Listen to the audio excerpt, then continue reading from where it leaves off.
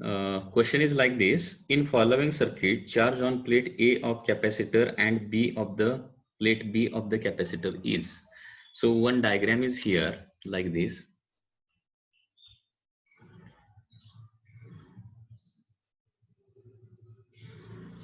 So this is a capacitor.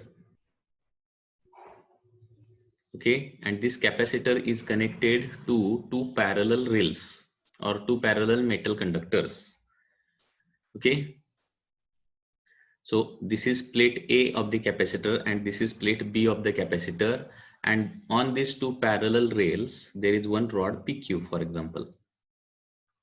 यहाँ पे एक rod PQ है and यहाँ पे क्या है, magnetic field है which is for example in inward direction. अभी rod PQ क्या हो रहा है, with certain velocity it is traveling with certain velocity v towards right. मतलब मैग्नेटिक फील्ड में वो ट्रेवल कर रहा है. अब जब कोई रॉड मैग्नेटिक फील्ड में ट्रेवल करता है तो क्या होता है, उस रॉड में ईएमएफ इंड्यूस होता है. तो पीक्यू रॉड में भी क्या होगा, ईएमएफ इंड्यूस होगा. और PQ rod is connected to this two rails. PQ rod जो है वो ये दो रेल को कनेक्टेड है. तो क्या हो जाएगा, पीक्यू में जो इंड्यूस्ड ईएमएफ है उसके वजह से ये सर्किट में क्या होगा, करंट फ्लो होगा, और करंट फ्लो होने के कारण कैपेसिटर चार्ज होगा. सो क्वेश्चन इज दैट किस मतलब कैपेसिटर के किस प्लेट पे कितना चार्ज प्रोड्यूस होगा, मतलब positive, negative and so on. So that is to be calculated. So first of all calculate EMF induced in rod PQ. PQ rod में कितना ईएमएफ इंड्यूस होगा मुझे बताओ. EMF induced in rod PQ, उसका formula क्या है. Suppose length of the rod is L, magnetic field is B. Okay, जब कोई रॉड मैग्नेटिक फील्ड में ट्रेवल करता है तो उसमें ईएमएफ इंड्यूस होता है. सो इंड्यूस्ड ईएमएफ का फॉर्मूला क्या रहता है, बीएलवी. करेक्ट है ना, बीएलवी. सो इतना ईएमएफ इस रॉड में इंड्यूस होगा, और वही ईएमएफ पीक्यू रॉड में जो ईएमएफ इंड्यूस होगा वही ईएमएफ उस कैपेसिटर को अप्लाई होगा, इस कैपेसिटर को अप्लाई होगा ना. सो देयरफॉर चार्ज प्रोड्यूस्ड, अभी कैपेसिटर हमने पढ़ा है, कैपेसिटर में चार्ज का फॉर्मूला क्या रहता है. चार्ज का फॉर्मूला ध्यान में है ना, क्या फॉर्मूला है, सीवी. हाँ, फॉर्म्युला व्यवस्थित लक्षात ठेवा. चार्जचा फॉर्म्युला सीवी आहे. आठवत नसला तर शिव्या खाव्या लागतील तुम्हाला, लक्षात ठेवा. U is equal to CV. So C is as it is. आणि फी म्हणजेच व्होल्टेज म्हणजेच काय असणार आहे, व्होल्टेज मीन्स इधर का ईएमएफ रहेगा, that is BLV. Okay, so therefore म्हणजे लक्षात येते का बघा, पीक्यू मध्ये जो ईएमएफ इंड्यूस होणार आहे तोच ईएमएफ काय होणार, कैपेसिटरला इथं अप्लाई होणार आहे. सो कैपेसिटर का पीडी कितना होगा, जितना ईएमएफ है, that is BLV. So capacitor का पीडी अगर BLV है तो कैपेसिटर में चार्ज कितना प्रोड्यूस होगा, Q is equal to CV. C मतलब उसका कैपेसिटी एंड V मतलब BLV. So charge that is produced on the capacitor due to this induced EMF will be C into BLV. Okay, so this much amount of charge is produced. Now next question is that how much charge is produced on plate A and plate B.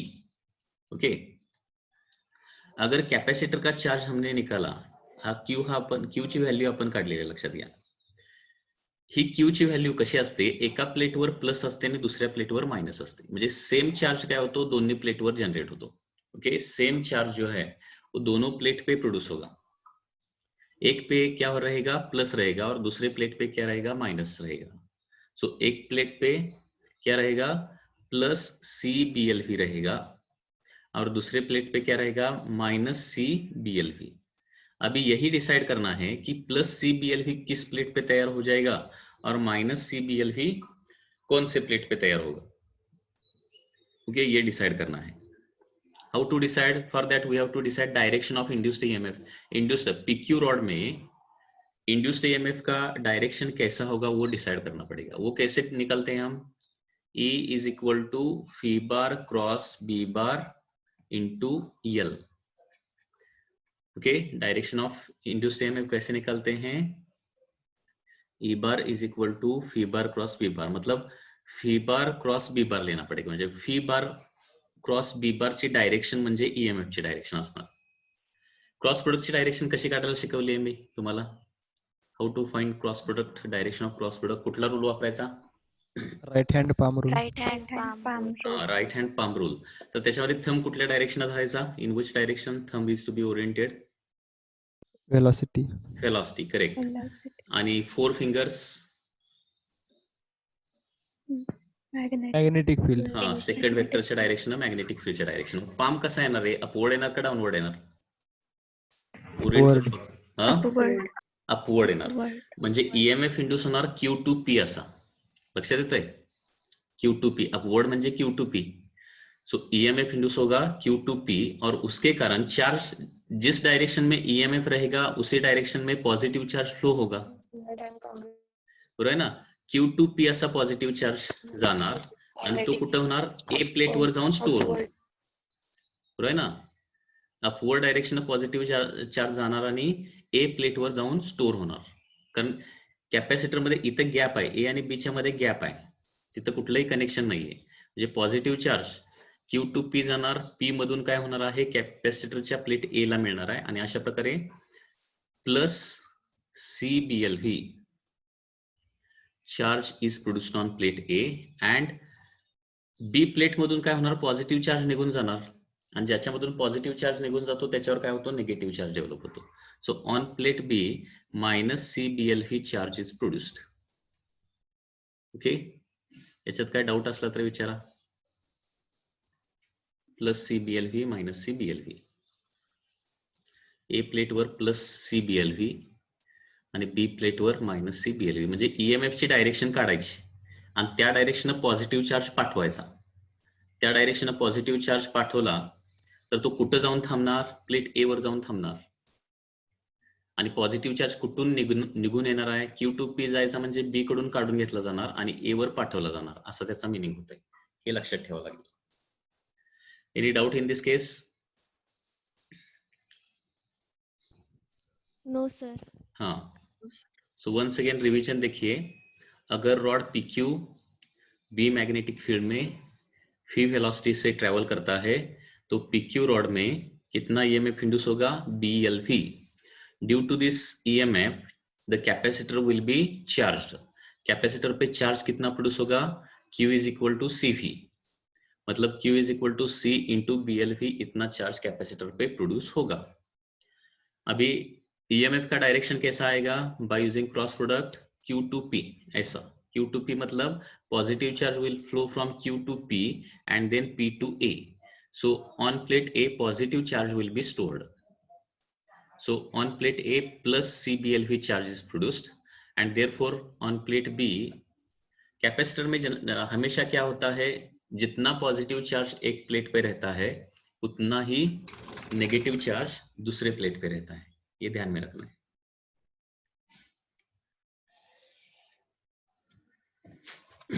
Next,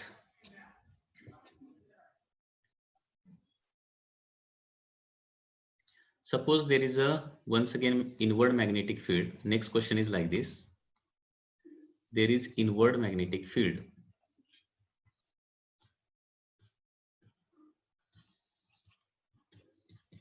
Okay, and there is a ring which is placed inside this magnetic field, and this ring is moved with velocity phi through the magnetic field. Okay, यहाँ पे magnetic field कितना है? B है. उस magnetic field में एक ring है, उस ring की radius suppose क्या है? small r है, and this ring is moved with velocity phi through the magnetic field. अभी क्या निकलना है? What is the EMF induced across point? क्योंकि EMF या फिर पोटेंशियल डिफरेंस निकालने के लिए हमें 2 पॉइंट चाहिए. EMF या फिर PD 2 पॉइंट के बीच में ही रहता है. तो क्या करेंगे हम इधर? Suppose these are the 2 points, that is P and Q. So this is point P, this is point Q, this is point R, and this is point S. Okay. So my question is that how much is the EMF induced between point P and Q? P and Q के बीच में कितना EMF induce होगा, and EMF induced across point R and S कितना induce होगा? So that is the question. Okay, can you tell me what will be the answer?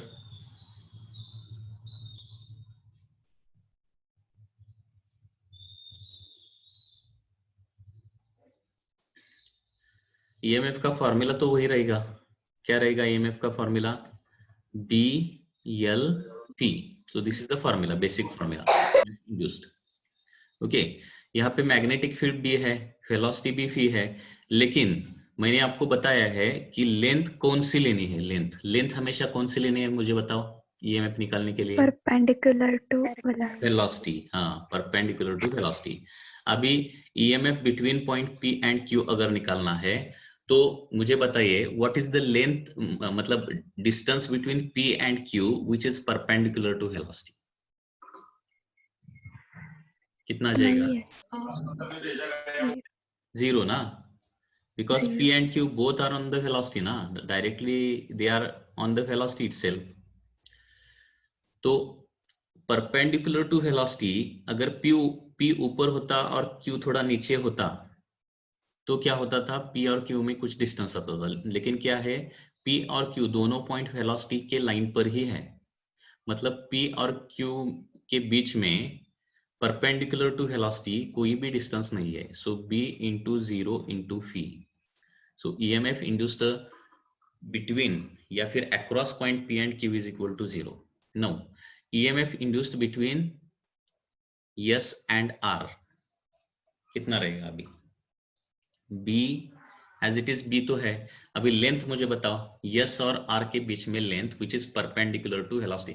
मतलब हमेशा क्या करना है, दो पॉइंट अगर दिए हैं उस दो पॉइंट के बीच में स्ट्रेट लाइन लेंथ ही लेना है. ये ध्यान में रखिए, स्ट्रेट लाइन और which should be perpendicular to velocity होना चाहिए. ओके, दो पॉइंट का बीच का डिस्टेंस परपेंडिकुलर टू वेलोसिटी होना चाहिए और स्ट्रेट लाइन ही लेना है, कर्व्ड लाइन नहीं लेना है. रिंग हो, कोई भी शेप हो.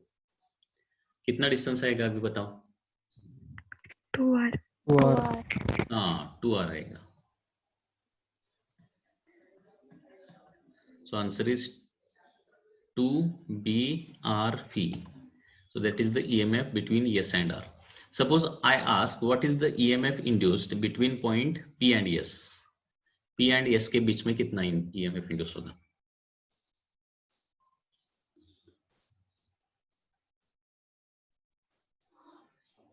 BRV. हाँ, करेक्ट, क्योंकि B तो उतना ही रहेगा, लेंथ कितना रहेगा? R रहेगा. Okay, so P to S straight line distance ऐसा रहेगा P to S, लेकिन वो वेलोसिटी को इंक्लाइन होगा. वेलोसिटी को परपेंडिकुलर मतलब इतना ही डिस्टेंस लेना पड़ेगा, सेंटर टू दिस मच. इस इंक्लाइन डिस्टेंस को, वेलोसिटी को परपेंडिकुलर डिस्टेंस लेना पड़ेगा. सो वो तो R ही होगा. Okay,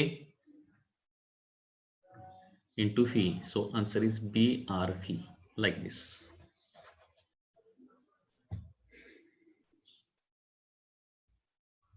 One more question.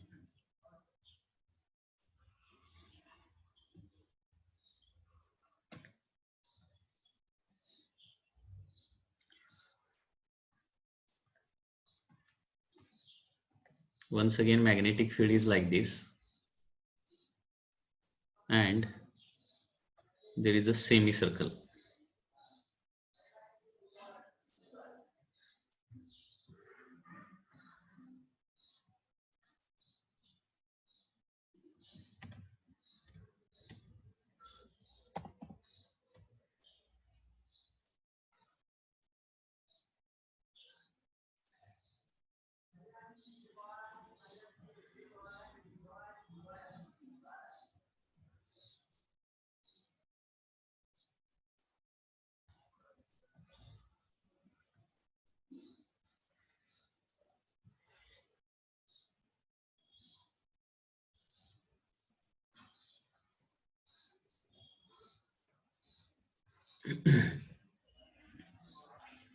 Okay, so this is the semicircle. It is having radius r. Suppose r मतलब ईएमएफ अगर आपको आस्क करते हैं, पूछते हैं, तो क्या करेंगे, ईएमएफ किन दो पॉइंट का निकालना है वो हमेशा ध्यान में रखना पड़ेगा. ओके, ईएमएफ, जस्ट ईएमएफ ऐसा क्वेश्चन कभी नहीं रहता. What is the EMF, just EMF ऐसा क्वेश्चन कभी नहीं रहेगा. हमेशा क्वेश्चन कैसा रहेगा, what is the EMF between certain point. Suppose this point is P, this point is Q, and this point is suppose R, and this semicircular conductor is moving with velocity v, magnetic field is B. Now can you tell me how much EMF is induced between point P and R? 0. 0. Correct. हाँ, P और Q के बीच में कितना रहेगा? BRV. हाँ, क्योंकि P और Q के बीच में वेलोसिटी को परपेंडिकुलर, मतलब इस तरह से डिस्टेंस आ जाएगा. That will be the radius. So BRV रहेगा. ठीक है. So in this way you can do the calculation.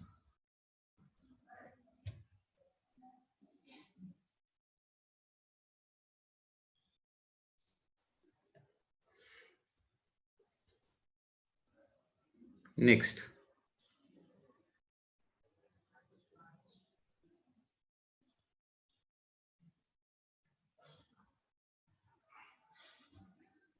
is motional EMF in rotating bar.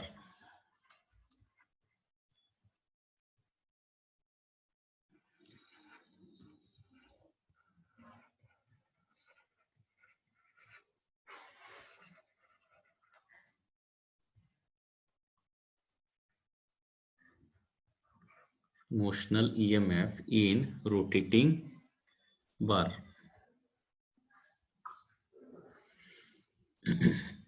Suppose once again there is a magnetic field like this.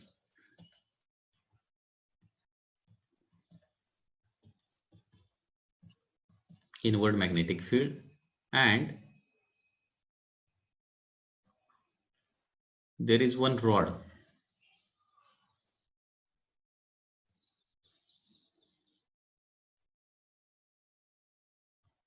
of length L,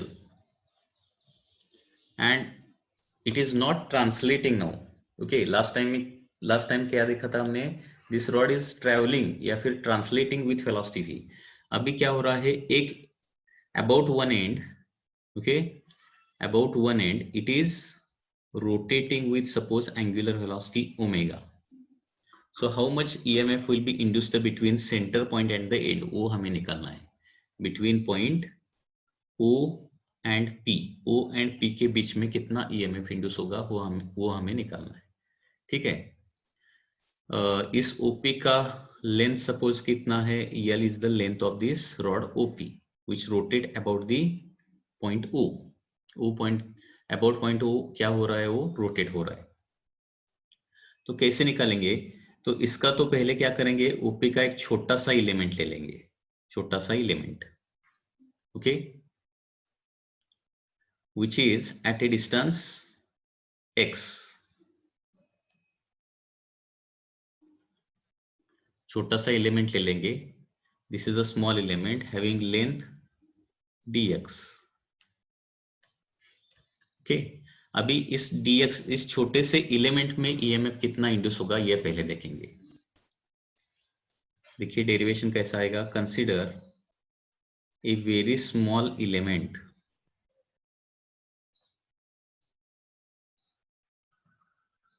dx at distance,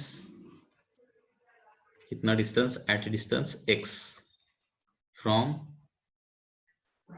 center of rotational motion, centre O. ठीक है. अभी इस dx जो element है उसमें कितना EMF induce होगा वो लिखेंगे पहले. सो EMF induced in element dx. Okay, so formula क्या रहता है BELV. So EMF induced in that element, उसको क्या बोलूंगा मैं, DE बोलूंगा, DE, क्योंकि छोटे से एलिमेंट में EMF क्या हो जाएगा, स्मॉल EMF प्रोड्यूस हो जाएगा. DE is equal to magnetic field तो B है, एलिमेंट का लेंथ कितना है dx इंटू इसका उसका velocity b dx into v. Okay, but phi is equal to omega into x, क्योंकि एलिमेंट कितने रेडियस पे है, सेंटर से x रेडियस पे है. सर्कुलर मोशन में ये फॉर्मूला हमने पढ़ा है, phi is equal to omega रहता है. सो इधर क्या आ जाएगा, phi is equal to omega x रहेगा. So EMF induced in that very small element, that is DE, is equal to B into omega into x into phi. So this is the element induced in that small element. Now total EMF induced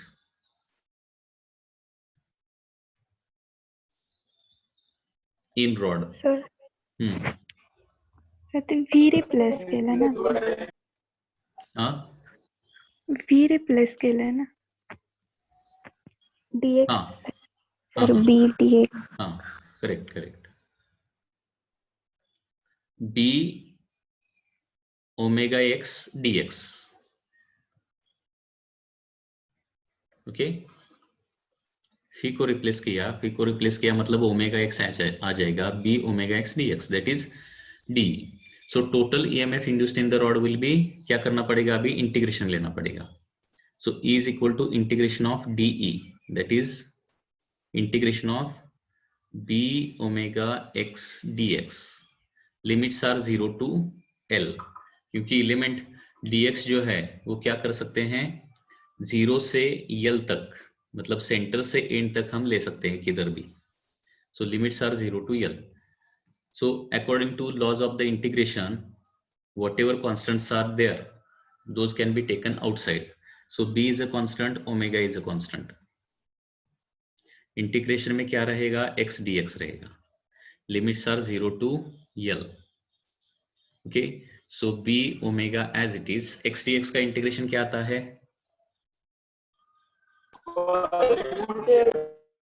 correct, x square by 2, limits are 0 to L. तो final formula क्या आ जाएगा, x की जगह मैं L रखूंगा, b omega L square by 2, या फिर half b L square omega. So that is the final formula, b L square omega. So EMF induced in a rotating bar about one end is given by formula half BL square omega. ये ध्यान में रखना है हमेशा, ये भी एक important formula है. अगर रॉड ट्रांसलेट नहीं होता है, ट्रांसलेट होता है तो फॉर्मूला क्या रहता है BLV. अगर रॉड रोटेट होता है तो एंगुलर वेलोसिटी उधर आ जाएगा, एंड एंगुलर वेलोसिटी का फॉर्मूला क्या आ जाएगा, हाफ BL स्क्वायर, मतलब EMF इंड्यूस का फॉर्मूला क्या आ जाएगा, half BL square omega. Okay, so this is the formula for EMF induced in the rotating bar. अब ये डेरिवेशन ध्यान में रखने की जरूरत नहीं है. हाँ, ये डेरिवेशन भी ध्यान में रखो क्योंकि बोर्ड को ये डेरिवेशन है. डेरिवेशन देखिए फिर एक बार कैसे किया है. देयर इज अ रॉड, ये पहले सेंटेंसेस कुछ लिखने पड़ेंगे. Consider a rod which is rotating with angular velocity omega, L is the length and capital B is the magnetic induction. अभी उस रॉड में क्या कंसिडर करना है, एक वेरी स्मॉल एलिमेंट dx लेना है, very small element dx. Okay, मतलब एलिमेंट जो है उसका लेंथ क्या है, dx है, और कहाँ पे वो एलिमेंट है, रोटेशन के सेंटर से x डिस्टेंस पे वो एलिमेंट है. तो पहले एलिमेंट में कितना EMF इंड्यूस होगा वो निकालेंगे हम. एलिमेंट में कितना EMF इंड्यूस होगा, DE is equal to B, BLV formula ही यूज करेंगे, BLV, लेकिन L क्या रहेगा, length of that element, that is dx. So B dx भी हो जाएगा, और फी को इधर रिप्लेस करेंगे. मतलब एलिमेंट का वेलोसिटी कितना रहेगा, एलिमेंट का velocity that is omega into उसका radius from the centre, that is x. V is equal to omega x रहेगा. So dE is equal to B omega x dx. So that is the EMF induced in the small element. अभी small element का EMF आ गया तो complete rod का EMF कैसा आएगा, तो integration लेना पड़ेगा. E is equal to integration of dE, that is integration of b omega x dx. Limits are 0 to L, and therefore EMF induced is b omega integration of x dx. Limits are 0 to L. Okay, तो b omega x square by 2 रहेगा. Limits are 0 to L, and therefore x की जगह हम L रखेंगे, upper limit रखेंगे, lower limit तो directly 0 ही है, तो उसका कुछ फर्क नहीं पड़ेगा. b omega L square by 2, और final formula will be half b L square omega. Half b L square omega. This is the final formula for motional EMF, या फिर EMF induced in the rod when it is rotating about one end. Okay, formula मध्ये काय doubt असेल तर विचारा. Formula मध्ये काय doubt आहे का? No, sir. No, sir. आता सेम फॉर्म्युला आणखी कुठे अप्लाय होतोय लक्षात घ्या. Half B L square omega हा फॉर्म्युला आणखी कुठे अप्लाय होतोय. Suppose once again magnetic field, and in spite of a rod, suppose there is a disc. What is this? This is a disc. अभी इस problem में क्या है, rod नहीं है, यहाँ पे क्या है, डिस्क है, डिस्क. एंड डिस्क का रेडियस कितना है, suppose capital R radius of disc है, एंड ये डिस्क एंगुलर वेलोसिटी ओमेगा से रोटेट हो रही है in this magnetic field. So once again, how much is the EMF induced between the point O and, मतलब between point center and the end, center and the rim, ऐसा बोल सकते हैं. इधर क्या लिखेंगे, EMF induced between center and rim. rim मतलब edge, circumference. तो उसका भी फॉर्मूला वही आएगा, half B R square omega रहेगा. Only half B L square omega था, उसके बजाय क्या हो जाएगा, half B R square omega हो जाएगा. ठीक आहे, म्हणजे रॉड एका एंड भोवती रोटेट होत असेल तर half B L square omega, आणि डिस्क देखील, डिस्क जरी रोटेट होत असेल मॅग्नेटिक फील्ड मध्ये, डिस्क रोटेट होत असली तरी देखील काय होतो, between centre and the end काय होतो, त्या डिस्कच्या सेंटर आणि एंड मध्ये किंवा सेंटर आणि रिम मध्ये ईएमएफ इंड्यूस होणार आहे. त्याचा देखील फॉर्म्युला काय येणार आहे, तोच फॉर्म्युला येणार, फक्त एल ऐवजी इथं रेडियस येणार आहे, लेंथ ऐवजी radius, half B R square omega. हे लक्षात ठेवावं लागेल. EMF induced in the disc is half br square omega, and this is between point O and rim, center and the rim.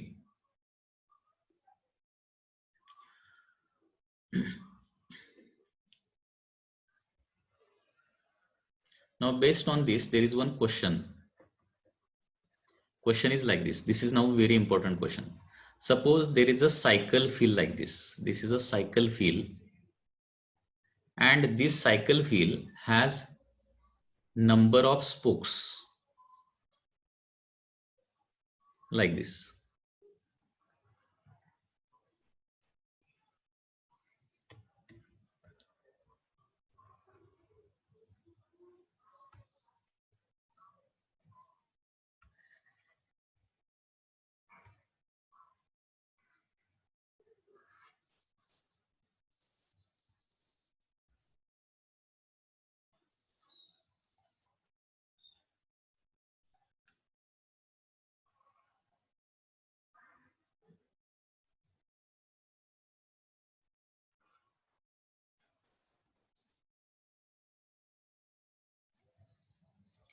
So this is a field, cycle field,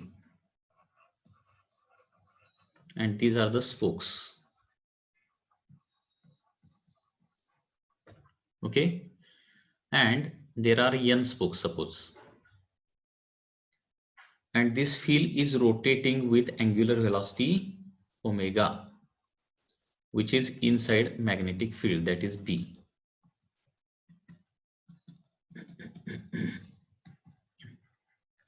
magnetic field कितना है, B है. So question is that, first question is that, what is the EMF induced across each spoke? So this is the first question and this is a very important question. हर एक म्हणजे प्रत्येक स्पोकच्या दोन and मध्ये किती EMF induce होणार. आता प्रत्येक spoke म्हणजे काय झाला, एक प्रकारचा रॉड झाला. ओके, इथं लेंथ किती आहे, प्रत्येक स्पोकची लेंथ सपोज एल आहे, L is the length of each spoke. तर काय सांगू शकताय, कारण प्रत्येक स्पोक एखाद्या रॉड प्रमाणे झाला, तो एका एंड भोवती काय व्हायला लागलाय, रोटेट व्हायला लागलाय. तर प्रत्येक स्पोक मध्ये किती ईएमएफ इंड्यूस होणार across each spoke between two ends? Half P L square omega. Okay, आता पुढचा क्वेश्चन असा आहे, what is the total EMF induced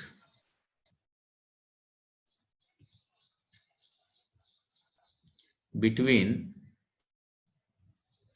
centre of wheel and rim of fill. प्रत्येक स्पोक मध्ये हाफ BL स्क्वेअर ओमेगा आहे. तर total EMF between centre and the rim, suppose there are N spokes, spokes किती आहेत, N spokes आहेत, तर किती EMF induce होईल असं वाटतंय? हाफ BL स्क्वेअर ओमेगा येणार का n into half BL square omega येणार? n into half BL square. हा, तर n into half BL square omega हे आन्सर येत नाही. This is incorrect answer. Correct answer is half BL square omega. Okay, आणि हे असं का होतंय ते तुम्हाला सांगतो. प्रत्येक स्पोक मध्ये ईएमएफ इंड्यूस होणार, म्हणजे प्रत्येक स्पोकला मी काय केलं, सपोज हा एक स्पोक आहे, प्रत्येक स्पोक मध्ये एक ईएमएफ इंड्यूस होणार, म्हणजे सपोज ईएमएफ म्हणजे एक बॅटरी काढू शकतो ना अशी. हा पहिला स्पोक झाला. हे बघा, आता हे लॉजिक लक्षात ठेवा, याचं सपोज 2 व्होल्ट हा ईएमएफ असेल, हा ईएमएफ 2 व्होल्ट असेल, आणखी एक स्पोक काढला, तो देखील काय असेल, 2 व्होल्टचा असेल. हा पॉइंट ए आहे आणि हा पॉइंट काय आहे, बी आहे. आता हे सगळे जे सेल्स आहेत ते पॅरलल मध्ये आहेत. पॅरलल कॉम्बिनेशन म्हणजे काय, सगळ्या ईएमएफचा, सगळे जे ईएमएफ जे आहेत ते पॅरलल मध्ये आहेत, कारण सगळ्या ईएमएफचा पॉझिटिव्ह टर्मिनल ए ला जोडलेला आहे आणि सगळ्या ईएमएफचा निगेटिव्ह टर्मिनल काय जोडलेला आहे, बी ला जोडलेला आहे. पॅरलल कॉम्बिनेशन म्हणजे काय, सगळे पॉझिटिव्ह टर्मिनल एकत्र जोडलेले असले पाहिजेत, सगळे निगेटिव्ह टर्मिनल एकत्र जोडलेले असले पाहिजेत. याला पॅरलल कॉम्बिनेशन ऑफ ईएमएफ असं म्हणायचं. आणि पॅरलल कॉम्बिनेशन ऑफ ईएमएफ मध्ये ईएमएफ प्रत्येक